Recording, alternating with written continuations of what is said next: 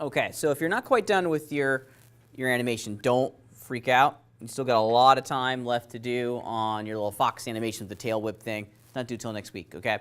But I do want to spend some time today talking more about the graph editor, because as I've said a couple different times today, all roads lead to the graph editor, right? It's going to continue to be a really important part of our animation pipeline. And one of the things that the graph editor directly allows us to do is to solve some simple little animation problems, okay? Specifically, a phenomenon known as ice skating. And you're going to see this in your homework. Many of you guys have ran into it today already. Let me show you what I'm talking about. I just kind of threw this together real fast, okay? Speaking of graphs, in my computer, it's looking a little sloppy. Okay, yeah, we'll have to fix that. That's kind of one of our jobs, is to kind of manage our graph editor to ensure that it's readable, that it's part of our workflow, something that's enhancing our animation, not destroying it. So, got to manage those keyframes. Sometimes you have too many keyframes. You know, more keyframes, more problems, right? So, here's my little animation. Okay, pretty simple. Often this is where you guys start your process of working inside the graph editor. And I want you to look very carefully at how the fox moves at the bottom, at the troughs of all these arcs, right? If you look at it, it doesn't feel like the character is sticking to the ground and then going, right? This is called ice skating, right? Where it looks as though the character is just sliding across the surface and it's not actually sticking. Well, luckily, we can solve this problem really directly just by going in and changing the function curves. We don't have to add new keyframes. We just have to edit what's there. So let me stop the animation real fast. I'm going to grab the element that's fundamentally responsible for driving this part of my animation, and I'm going to filter my graph editor by selecting the Translate Y. I find that, you know, when it's like this, there's a lot going on. Often there's going to be, you know, 5 or 6 different function curves displayed in the graph editor. Make your life easy. Select just the channel that you're editing on. It goes a whole lot better, okay? Now we can see pretty directly the curves, okay, and what we need to do to change the curves to get the illusion that we're after. Because remember, we want a little boonk, we want a little bounce in there. We want it to fundamentally look as though it's hitting the ground. How can I solve this problem? What do I need to do to this keyframe to get me to do what I need to do? Tighten it. Yes, and you're absolutely right. How do I do that?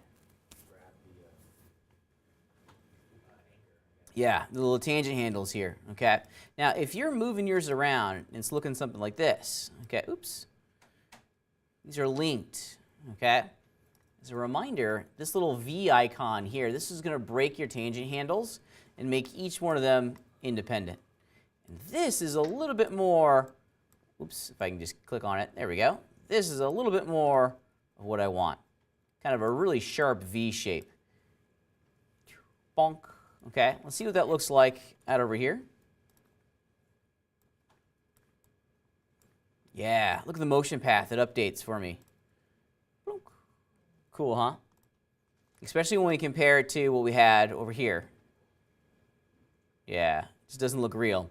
Haven't changed the timing, haven't really done anything different. It just changed the tangency of the function curve. Let me just do the exact same thing over here. Let's break these guys. And now we have something that looks pretty good. All roads lead to the graph editor. Okay. This is the type of work that we're trying to do in the graph editor. We're not trying to reanimate our stuff. We're just trying to edit what's there in a way that gives us the results that we're after. Okay? All right. So for our homework this week, we're going to continue to expand upon working in the graph editor. Let's just jump over to Canvas here real fast. Let's take a look. See, I had to restart the machine, so all my tabs got closed. Sorry.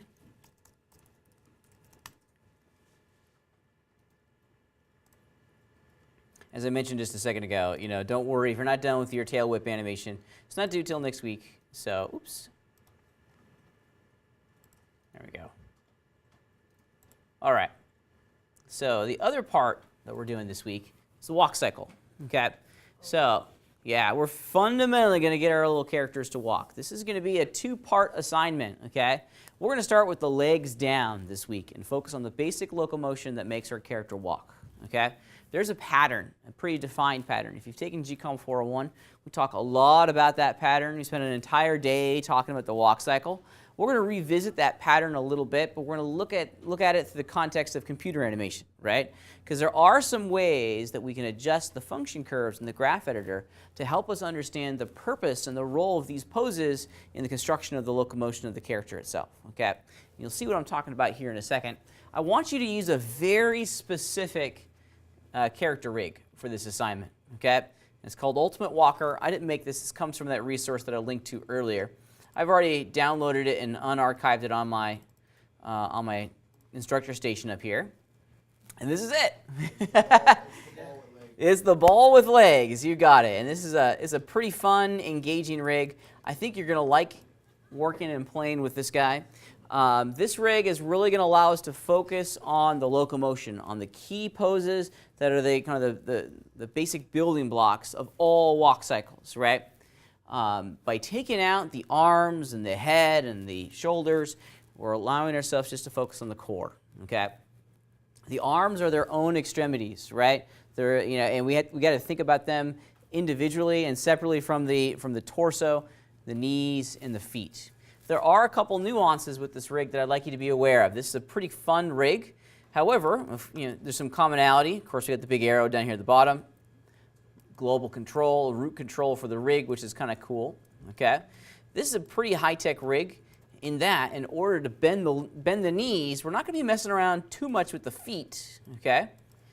Check it out. If we grab the circle up here,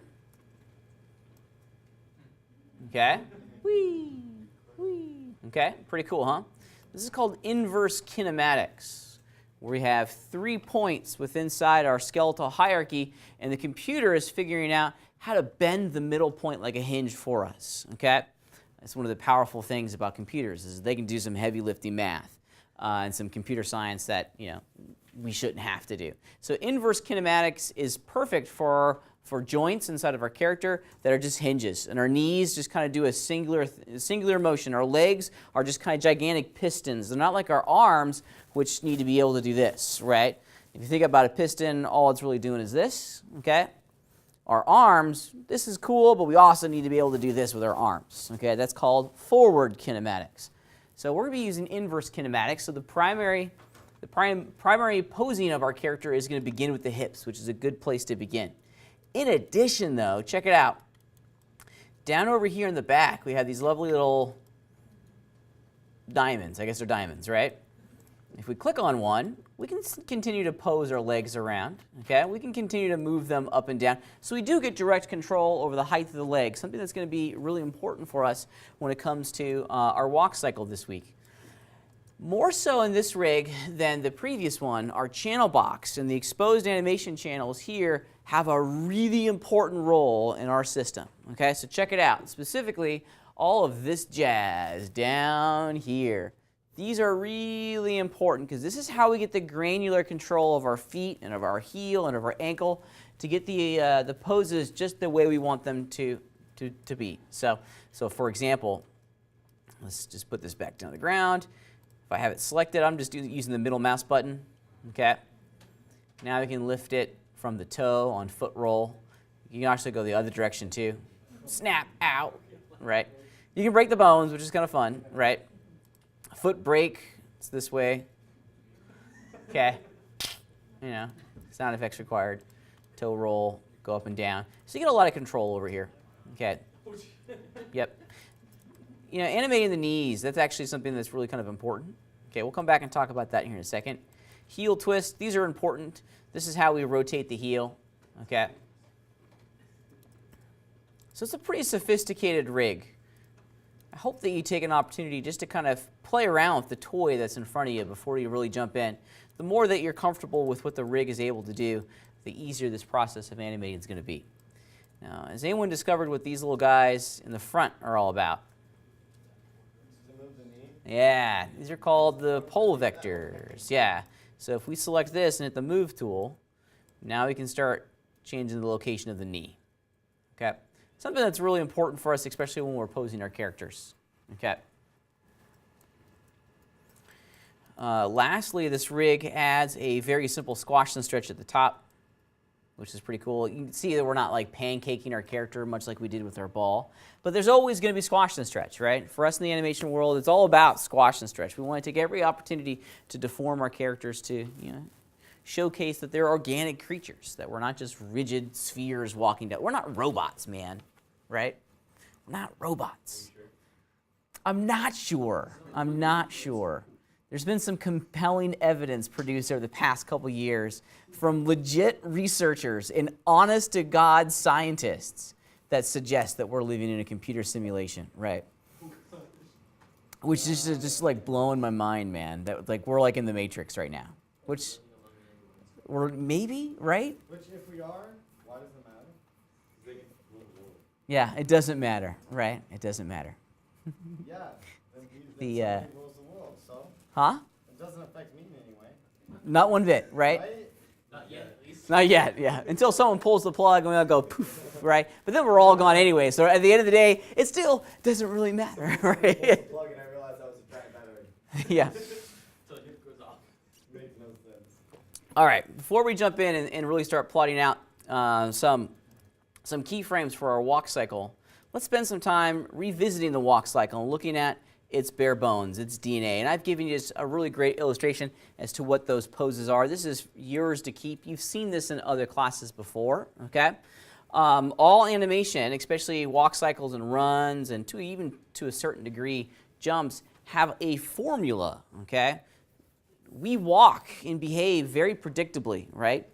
Even though our character level kind of changes our gait, our pattern a little bit, there still is a pattern that all human beings use when they're walking down the street and when we're running and when we're jumping, okay? You go into any animation studio around the world, these are the core ideas that animators are talking about. This is really where we spend all of our energy, is exploring these poses, right? Animation, especially on the character side, is more about the poses than it is about the, the big narrative, okay? We're using these poses to tell the narrative, to tell the story, and to make the emotion. But at the end of the day, it's all about posing our little puppets in a way that communicates quite wonderfully and instantly the emotion or the story moment that we're trying to get our audience to see, right? So the poses are important, and we should focus on them, right? There's a pattern here. We're going to be animating 25 frames, okay? But we're only going to play back 24. If you continue to look at this pattern here, frames 1, 13, and 25, so the red ones, these are the contact poses, okay? Why would you imagine they're called the contact poses?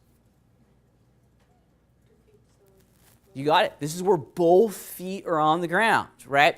Now, before we go any further here, I think it's really important to point out that these poses, these drawings, have been spread out across the horizon, or the horizontal axis of my picture here. If we were to actually put these, this is what the illustration's doing, right? That's as far as those 25 drawings are taking us. So we're only doing one complete cycle. So if we were to animate it and pose the character like this with the distances here, it would be completely wrong, right? It would look like your character is ice skating across into the entire room because the distance traveled is only really about that far. Okay, so imagine that all these images are on top of each other, okay? So on 1, 13, and 25, these are the contact poses. The contact poses effectively produce, the contact between the ground. Both feet are touching the ground at the exact same time, okay? I like to think of the contact pose as the transition pose between the different cycles, okay? Because we have two parts to this animation, right? We have the first part where the white leg, okay, is the plant foot. And then the back half, the gray leg turns into the plant foot, okay? These are mirrored copies. If we can figure out the poses on the first half, guess what? We have it on the second half, or we have an understanding of what it needs to look like on the second half, because they are literally the same, just the feet are in opposite directions, okay, or opposite positions, excuse me, okay? So 1, 13, and 25 are literally the exact same pose. 13 is the transition between the first half and the second half. So I like to think of the context as the transitions between the cycle points, okay? Now, the one that I like to put, there's two that I put a tremendous amount of effort into. The down pose is one of those two. Now, what is the function of the down pose on frame 4 here? Body moves down. body moves down, right? If our character is like a spring, we have to compress the spring before we expand the spring, okay? On the down pose, we're compressing the form. The hips are at the lowest spot inside of its movement arc, okay? Without that natural rise and fall of the hips, it's going to feel like our character is gliding through the scene. So we got to push the hips down, which in turn pushes this knee out a little bit. Also, look at this foot. Very firmly planted on the ground. This is a pretty stable pose for the most part. And of course, the trailing leg here has a foot on the ground. And an angle like this, or maybe sometimes bent a little bit, goes a long, long way to show some really great locomotion. Okay? This is kind of like the lead up to the next part, right? We're compressing the spring, and then the passing the peak is all about the expansion and the explosion of kinetic energy from that down pose. Now the passing position, so 7 and 19 are the passing positions. What's the purpose of that frame, of that pose? The passing position. Yeah, this is where we're physically starting to take the step, right? 1 and 4, these are poses that kind of are in preparation for the step, but on the passing position, now we're actually starting to move our hips forward a little bit and begin to take the step. Look at the plant leg here. Super stable. It's the only thing touching the ground in this moment, right? The other foot's off the ground. It's passing the plant leg, which is why it's called the passing position, okay? And it leads us into the peak. Now, I mentioned before that there's two that I throw a lot of energy into when I'm posing characters out, right? The down pose and the peak pose. These are really important ones. If we can nail 4 and 10, or the down and the peak, the contact and the passing will kind of take care of itself to a certain degree, right? The peak pose is the opposite of the down. This is the highest our hips are in their movement arc, right? Look at the foot on the plant leg. The heel is now up off the ground a little bit. This is where all of that energy comes from in our walk cycle, is that peak pose, okay? The plane of our character is shifted forward a little bit, and now we are very clearly taking a step. The gray foot, which was the leg that was fundamentally traveling, is preparing to make contact with the ground again. So the angle of the leg here and the knee is something to experiment, because in every sense, it's finding its target back down there on the contact pose, okay? So those are the basic poses inside of a walk cycle, okay? Now we're only seeing this from the profile shot. Putting this into 2D adds a couple new layers into there, and we're going to talk about those layers here in a second. Specifically, transitioning our center of mass, okay? Because as we take steps, we actually sway back and forth. If we were to, take a high-speed video of someone walking across the quad over by our fountain, you'll see that they actually sway this way whenever we take a step, right? Especially on that passing pose where one foot's off the ground. In order for us to balance ourselves out, we have to move our center of gravity over the foot that's static. Okay, otherwise we'd fall down. Okay. In addition to swaying left and right, we also sway forward and backwards as we kind of throw our body forward into these steps. I'm super exaggerating it. We don't ever see anyone do this as they're walking down the street, but we do. We rock back and forth as we take these steps. Okay. In addition, you'll see this in 3D here in a minute. Our spine also twists a little bit as our hips go like this. Okay, because as the right leg steps forward, the hips are going to rotate. Okay, to accommodate that. It's very difficult to take a step. I can't even do it. I'm trying real hard to keep my hips from not twisting as I take a step, right? Your body naturally, it's a big sack of interconnected bones, right? You can't move one bone without moving the other. So you take a step, your hips move. Take a step, your hips move. Okay? So we'll look at that in 3D here in a minute too, to see how we can use these poses as the framework and as the starting point for a lot of additional detail. All right, so use this in your book. Okay, many of you guys are taking GCOM 400. All this is in the book.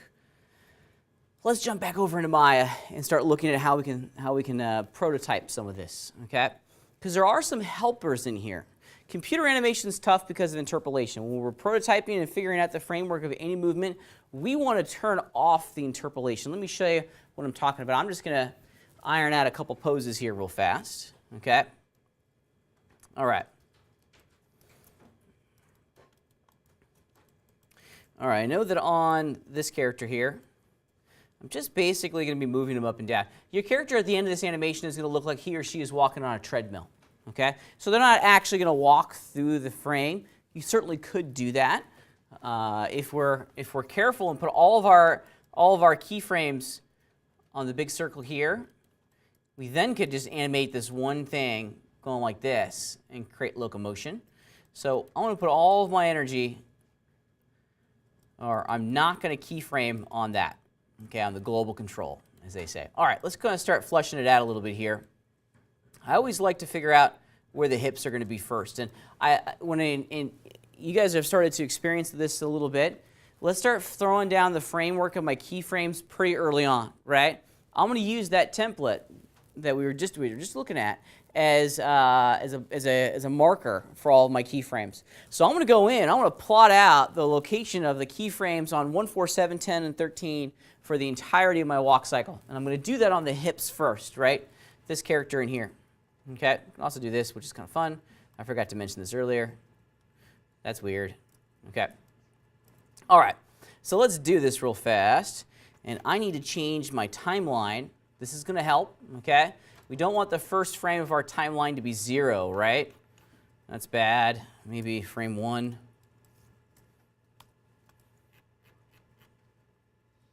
Let's save it. There we go. All right, so now all of our numbers will sync.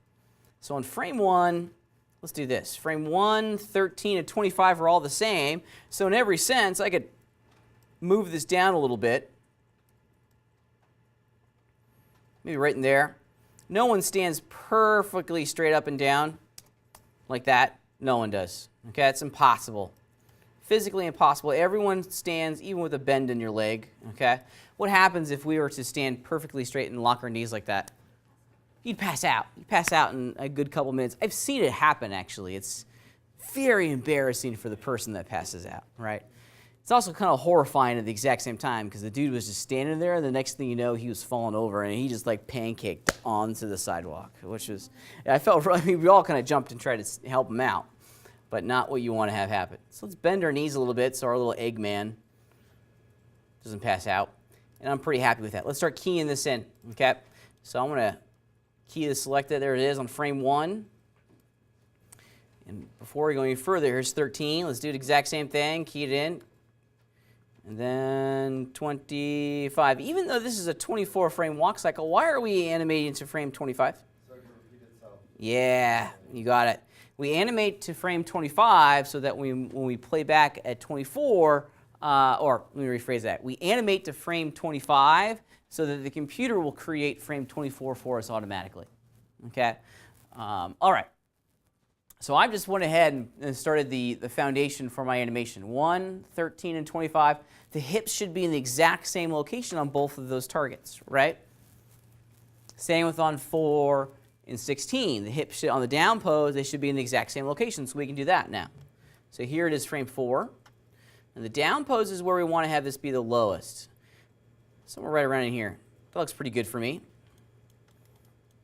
Now I got my auto key system going, and it's working pretty well. I'm going to copy that value and go to frame 16 and paste it in, and it auto-keyed it. Great. That's what I want to see.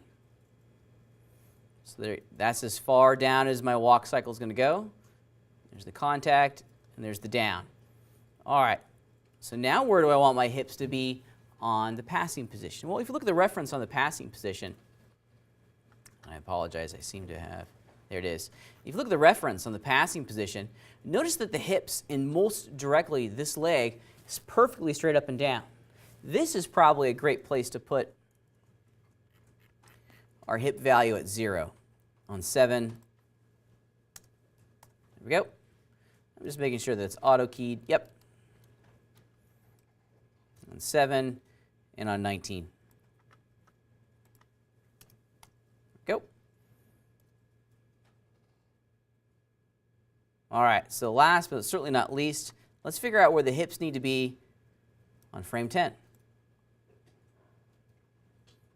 I'm going to bring it up a little bit higher, and that's pretty good. So 0.077, I'm going to copy that just in case I lose it when I go to frame 22.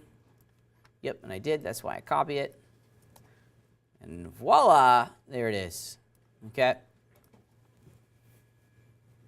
Okay, cool, huh? We're starting to lay down the framework here. All of the keyframes are going to go on 1, 4, 7, 10, 13, 16, 19, 22, 25, right? We're setting the foundation, okay? Looks like he's hopping a little bit. Much like we were just experiencing with our little tail whip, okay? We're going to do this in passes, okay? We're not trying to animate everything all at once. We're going to do this in passes, okay? All right, so let's go back to frame 1, and now we're going to start laying out the foundation of where the feet are going to be located, okay? Let's figure out the contact poses here, okay? On frame 1, this is where we start to do all this, guys. Oops, grabbed the wrong one. Okay, so our reference tells us on frame 1, the red foot is forward, okay? And the blue foot is back. Now, I want you to listen to your rig. As weird as that sounds, okay? Let's look at this from the right view, okay?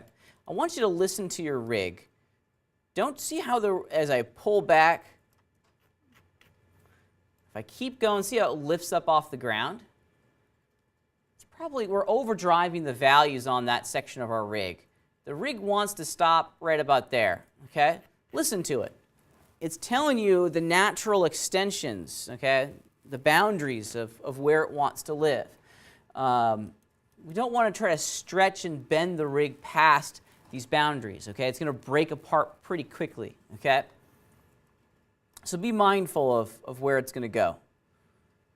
So maybe somewhere right around in there. And somewhere right around in there. Now I'm looking at the knee. The knee is giving me a lot of cue here.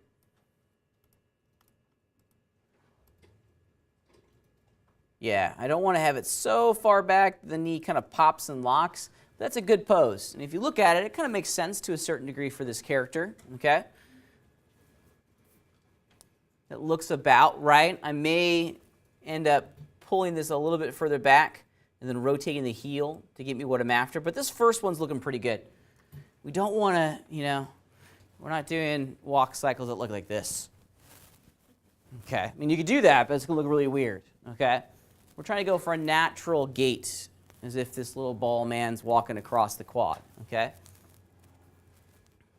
All right, so let's punch this in a little bit and see if we can start to refine these values, okay?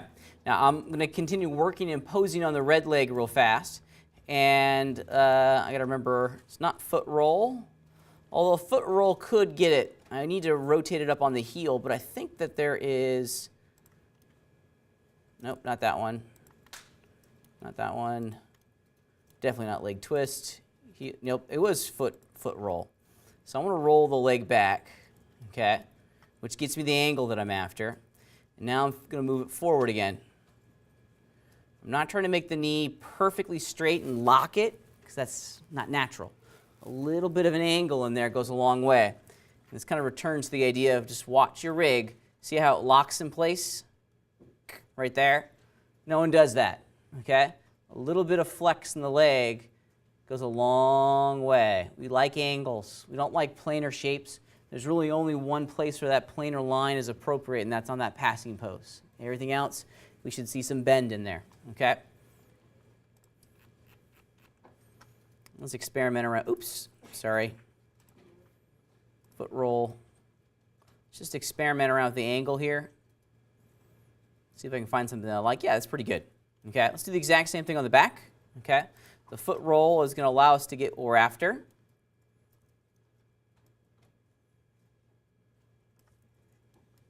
And sometimes when we start getting into this, oops, I'm sorry. We'll discover pretty early on that we'll have to make some changes, and that's okay. We want to make some changes.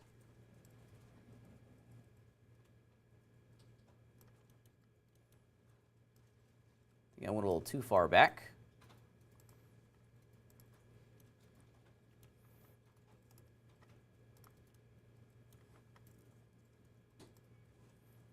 Yeah, I think I may even do a little bit of a toe roll here. Oops. That's better.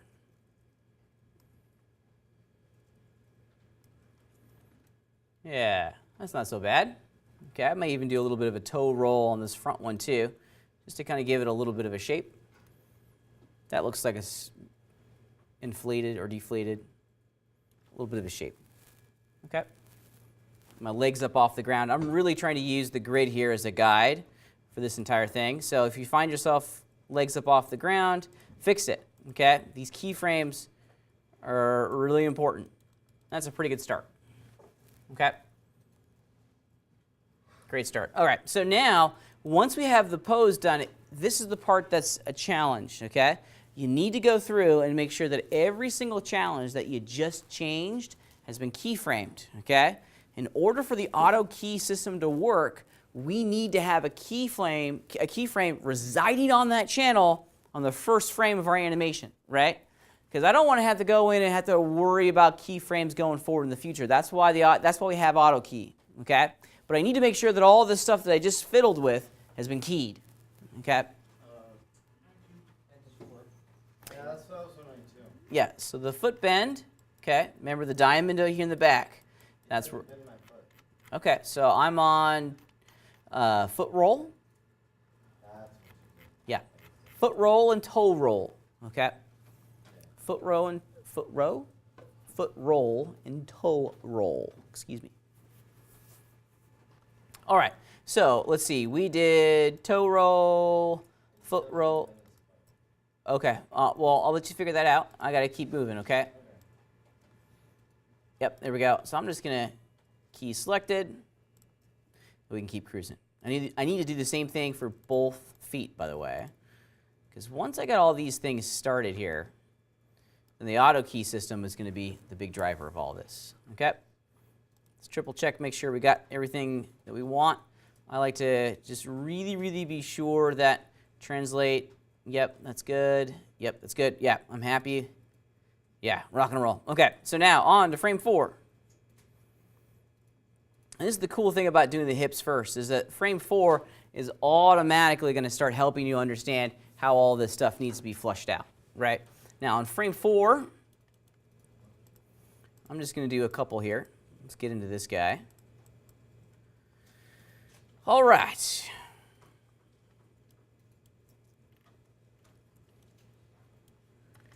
All right, so let's start getting some of these channels back. Let's put that at 0. Toe row also goes to 0.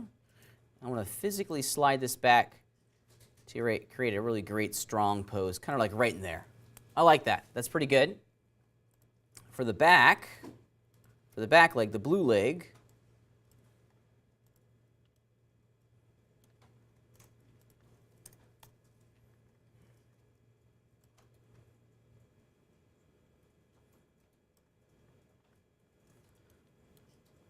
something like that. And I think my center of mass is off a little bit. Yeah, that's better. This character has abnormally huge feet, by the way, which is going to kind of get in your way of your own kind of local understanding of proportions. That's okay, right? Welcome to animation. Proportions is just something that we throw out the window, like when we start animating. Like immediately. It's amazing how fast we choose to go away from proportion. My favorite video game is called Civilization. Anyone know Civilization? I've been playing Civilization my entire life. If there's one game that I've played more than any other game on the face of the planet, it's Civilization, right? It's really fancy chess, and I like it, right? And you play a leader, and the goal of the game is to take your empire and grow it, right? And in the most recent version of Civilization, they had these really cool 3D characters of all the leaders, but their proportions just drive me crazy, right? It's one of those things. I look at the pictures and I go, who is the art director that made this decision? Because their hands are like humongous. And their eyeballs are huge, and their ears are so teeny tiny, and it drives me crazy. Anyways, okay. All right, so I'm getting pretty happy with this. This is starting to look the way I want it to look. At every stage, I flip. okay? I go back and I go forward. And I ask myself, is this working? Am I getting the sense of locomotion that I'm after right now? And I'm okay. It looks a little strange because it's going to look like we're walking on a treadmill. With only 2 poses kind of defined, it kind of looks a little wonky. If we were to play it, it certainly is going to look a little wonky. Okay, let's get one more in there, and then I want to show you a really great trick that will help. Okay, because the thing that we battle probably the most when it comes to computer animation is interpolation. And let me just show you what that looks like. So let's just do the passing pose real fast. Okay, so the passing pose. Here's the hips that's starting to look pretty great. Okay, I like the leg here. I think I'm going to pull it back just ever so slightly to create the illusion that we're starting to translate forward. On the passing position, the blue leg, it's up off the ground and it's forward a little bit. Let's also play around with the foot roll channels a little bit. I think it's a little too extreme. And I'm experimenting, I really am.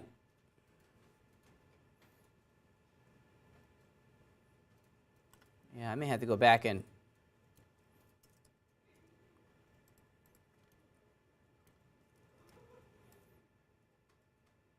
it's all about angles, figuring out what the right angle. That's more of the peak.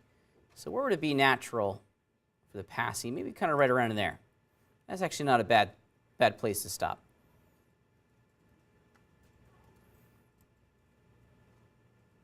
Yeah.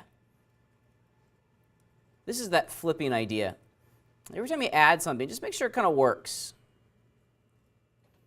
Then into the peak. Let's just do it real fast since I'm here. And I like animating.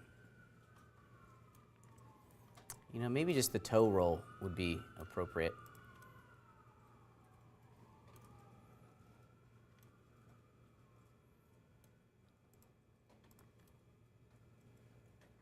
Actually, foot brake was pretty great. Now, foot brake didn't have any animation channels and keyframes associated with it. I'm kind of incorporating that now, and it really works. See how you do that with foot roll, and then foot brake pushes it back down? That's fantastic. That's fantastic. But that one animation channel doesn't have any keyframes on it, so I need to go back to frame 7, 4, and 10 and key in some data. That way, it just doesn't magically pop in, okay? Let's just do it real fast. Let's go back over here. Let's key foot brake on all those structures. There we go.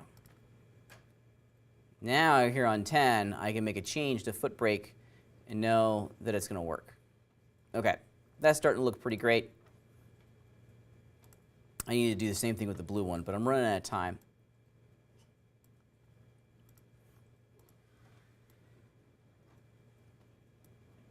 Yeah.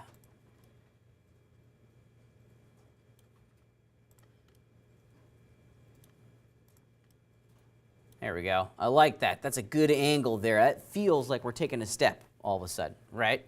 But it's positioned inside the frame, not so hot. Oh, there it is. That looks pretty great. Now for the blue foot way over here in the background, let's continue to experiment what happened with the foot roll.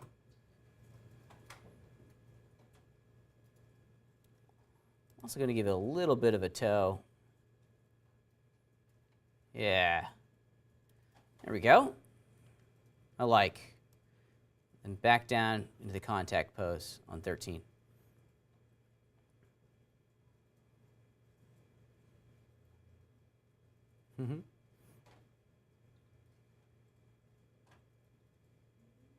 Okay. So on the contact pose here on 13, let's just fix it real fast. So this is now, you could even, if you'd like, and this is actually not a bad place to live, just copy the values from the other foot, right? Translate Y, foot rolls at 32, negative 33. And you could start to manually put these in. They're going to be the opposite side, right? So let's try 33. And this one was 33. Oops, negative 33. And then its position like this, right?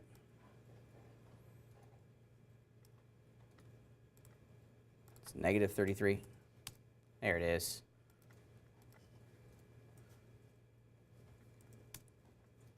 Let's put that back to 0.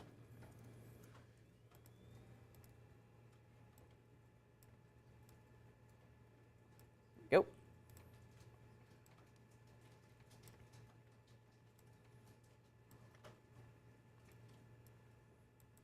Now mine are close. It's not identical. That's okay. It's just real close, and that's what I was looking for. Okay. So this is what I have so far. And I'm only going to play, let's truncate it down a little bit. I want to reduce my play range just to 13. Okay, so we got some problems in here. We got some big time problems, okay? The problems, actually I kind of like it. It looks like he's skipping down the street a little bit. But one of the things that's going to get in our way of understanding what it is that we've created and what to change is honestly the interpolation, okay? Because right now the computer is smoothly transitioning between all these keyframe values down here in our graph editor, and I'm having a hard time understanding which keyframes are causing the problems and how I can, and I don't know how to fix it, okay? Because the computer's doing so much extra in transitioning between these keyframe values that I'm at a loss, right? I need to kind of get it back down to the studs, as they say. I just want to see the impact of the poses of my keyframes in movement, okay? So we're going to change the interpolation of all the function curves, okay? It's really, really, really easy to do this. And you could even do it on every single one of them at the same time, okay? So what I just did, I just left-clicked and dragged out a box, okay? And we're going to change the interpolation of all of these function curves, because right now they're smoothly interpolating between all of these values, okay? And this is why the graph editor is such a powerful animation tool for us, is it allows us to make some pretty broad, sweeping changes quickly, okay? And where I want to direct your attention are these over here. These options inside of our graph editor change the interpolation. Right now we're smoothly interpolating between these values. It's a nice, soft ramp as the computer transitions between the values that are keyframed. We have a whole series of choices, but this one right here is pretty magical. This one's stepped, okay? And let's just do it real fast. I need to make sure that all of my keyframes are selected. See how the default tangents are this guy? Okay. Well, if we step them out like this, now what we've done is that we've basically have turned off the interpolation. The computer is going to be holding whatever pose that we created on each frame until it gets to the next one. Okay?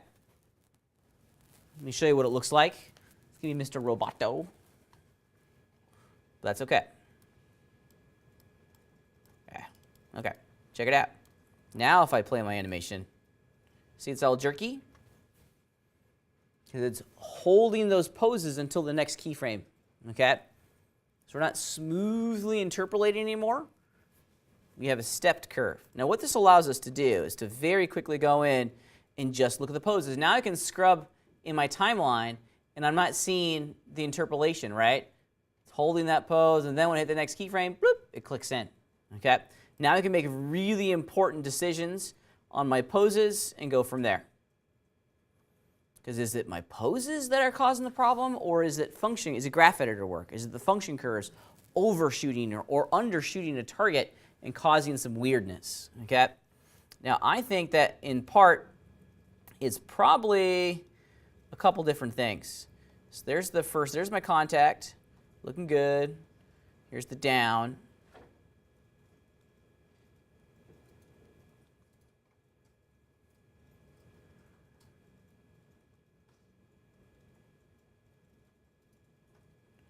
Yeah, I think some of the weirdness, let's just play it back in real time.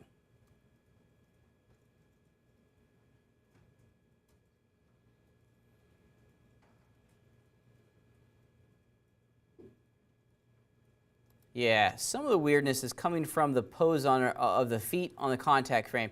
Now, what I was doing, and I apologize, sometimes I do things and I forget that I'm doing them, right? I was I was putting blinders on, and I was looking at the feet, because the feet are usually the part that makes it feel wonky, right? Like it doesn't feel a little too robotic or unnatural. So I wasn't even looking at the hips. I was just looking at how these guys were cycling. Okay, let me start it, and I'll show you some things that I'm seeing in here. Now I'm looking at just how the feet are sliding across the floor. Yeah, so as the foot comes down, the angle, I think, is a little off, which is making it feel like it's going, like, it's hitting and then like slapping down. That's a little weird. So I want to experiment around with the angle a little bit and see if I can get what I'm after. So I'm looking at the red foot now.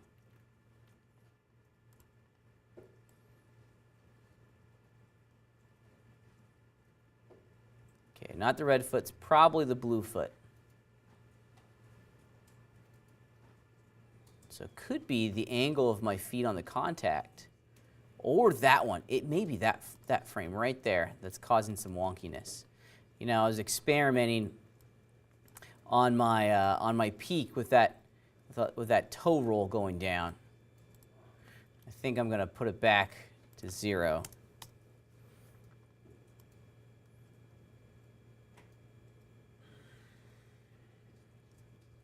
I may adjust things on the passing too. Yeah, because what I'm looking at on the passing, this is going to help me at least.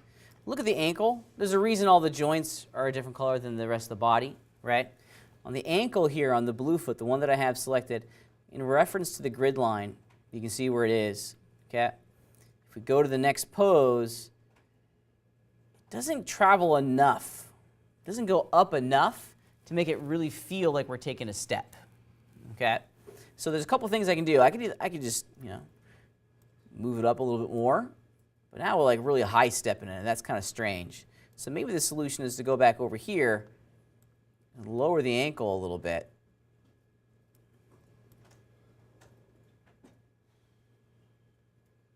Yeah, let's see how that plays and see how that works.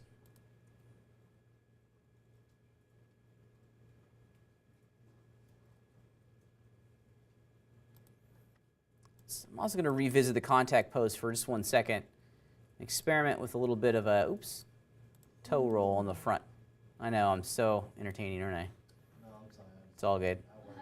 I worked today, so it's Yep, I hear you. working for me. Let's see what that one small change did, because now I've kind of like bent the toe up a little bit. Yeah, that may work. Gives it a little bit more flex. It's only for a heartbeat, but it's making it feel a little bit more natural.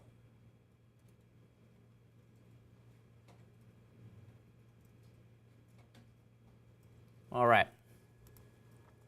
So with all of my keyframes stepped, okay, I'm able to make some really direct edits to the keyframes, to the poses, because those are the core, right? The rest of it is interpolation, and that we can change just by affecting the tangency of all of our function curves in the graph editor. Let's look at our animation from the front.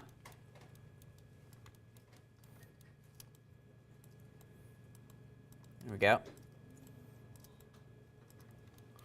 Or how about the back? Because apparently he's flipped around.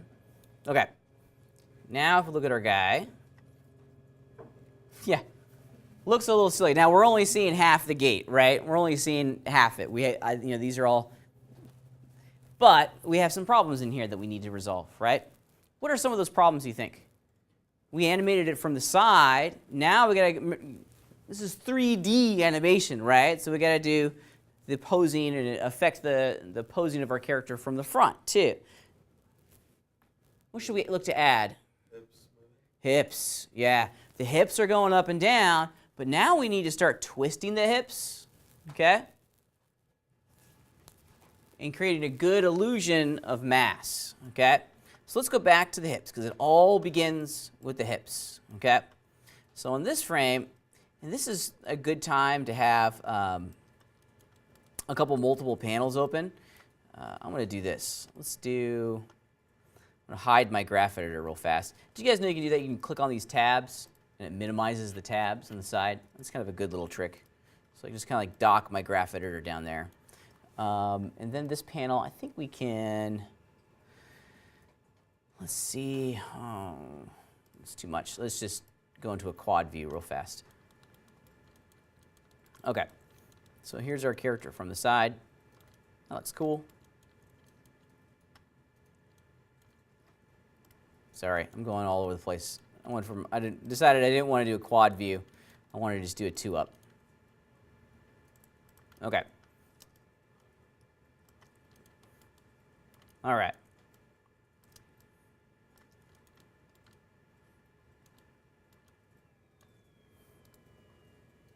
Okay. So let's go back to frame number 1 here. Okay. On frame number 1, the right leg is in the contact, right? Okay, so in the contact pose, this leg is out. So we should probably twist our character, oops, a little bit like this.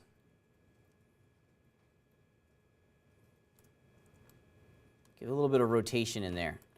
Let's start keying that. On frame 4, we only need a couple keyframes because as we go through the walk, the hips are naturally going to go back. So in frame 10, or in the next keyframe here, it's going to be the opposite angle, negative 22.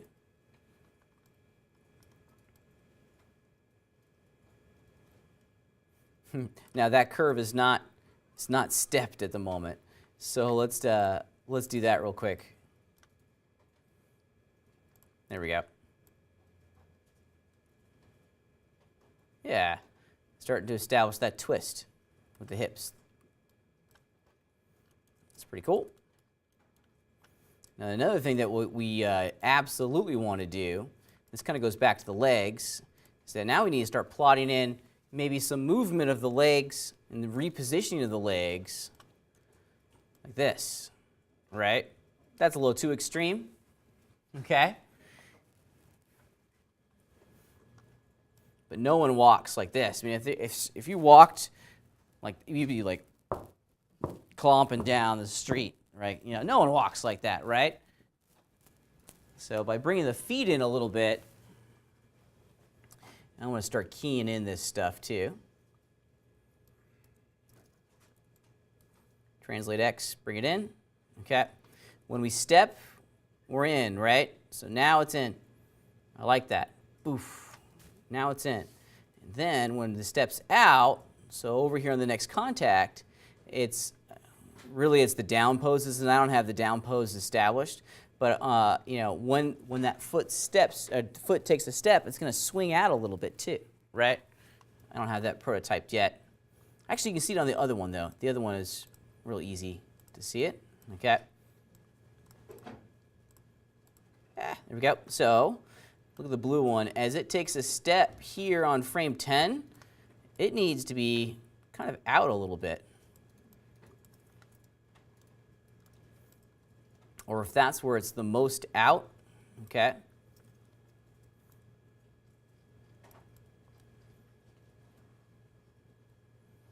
Where is it the most in? Probably over here in the contacts. See how it swings out? Then it goes back in.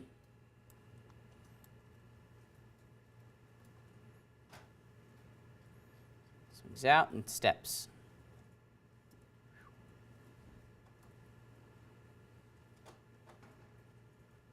Now, if you get weirdness, I'm getting some weirdness with my knee.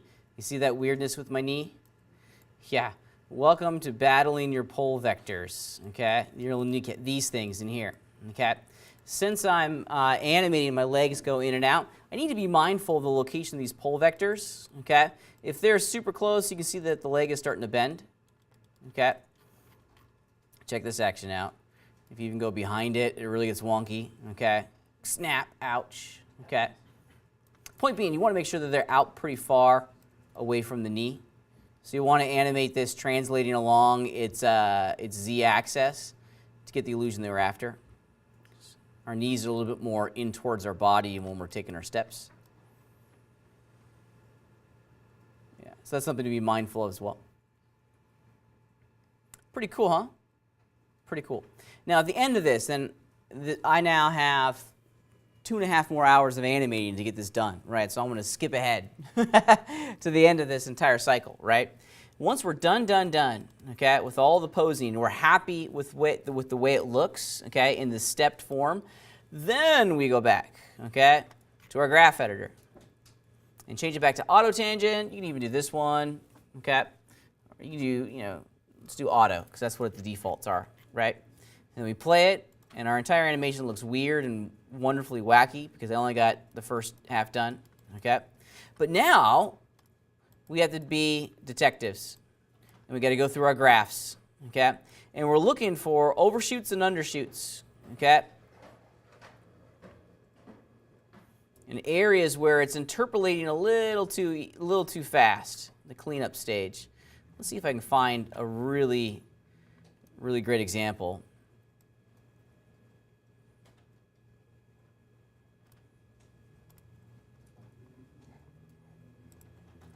Usually these are things that you only see when you're done. Since I only have a quarter of the keyframes established, it's kind of hard to see. But point being is that you need to go into your graph and make sure that you don't have this. Okay, that's an overshoot. Sometimes this happens. Okay, the function curve goes above what's been keyframed in, and you want to make sure that it doesn't do that, because then you're going to get some really weird like bobbles and hiccups, okay? So bring it in, flatten it. Like this is the preset for flatten. Okay, flattens out all the keyframes. That's pretty great, okay? You'll see it on yours when you have frames, all the other frames for this particular value keyed in. It's difficult to see at the moment. But you got to go back into the graph editor and fix those overshoots. If you do anything, just select all the keyframes and just flatten out all the tangent handles. That will solve half of your problems in your graph editor immediately, right? Most of them are overshoots or undershoots, okay? An overshoot is, like I said, is when we do that. The function curve goes above what's been keyed in, and an undershoot's the opposite, right? Doesn't quite make it to whatever's been keyframed, okay? So we want to fix those to ensure that what's been keyed is actually what's showing up in the animation, okay? Questions on what we're going to be doing for our homework this week? Just getting my little guy, he looks like he has to go to the bathroom. Huh? Yeah, questions? Should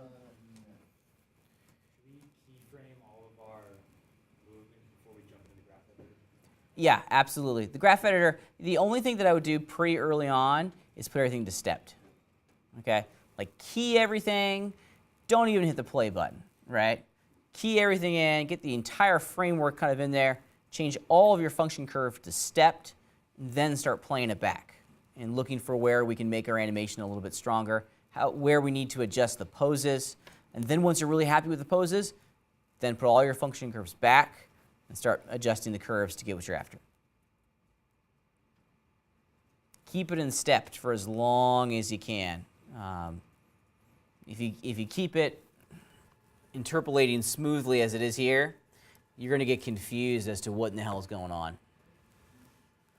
Yeah, that's the big challenge of computer animation. It's both a blessing and a curse, this automatic interpolation for us, but we want to control it, right?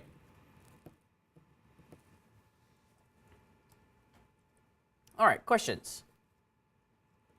Everyone's good, kind of feeling it, generally understanding the mission that's in front of us? Yeah? So luckily, we're only animating 25 frames this week for our homework. It's challenging 25, but it's only 25. Nice stark comparison to our obstacle courses. We're going to take a look at those next week. Some people were still rendering and submitting, so I didn't want to take away from that process today to do a review. So we'll take a look at your obstacle courses and your walk cycles next week class. Sound good? Yeah? All right, let's get to work.